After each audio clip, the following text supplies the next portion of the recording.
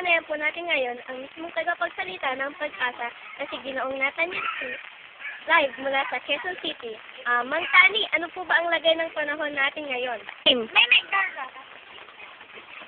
Mel, 10 araw nang nananatili ang pag-insipin dito sa Philippine Area of Responsibility. At ngayon nakikita natin ngayon dito sa street. Post.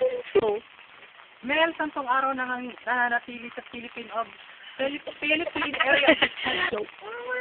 Mel, 10 araw nang nananatili ang bagyong si Pepeng dito sa Philippine Area of Responsibility. At ngayon ito na nakikita natin sa ating screen. Nandito siya ngayon sa may northwest ng Tugigaraw City. At siya nagtataglay ng 250 kilometers per hour.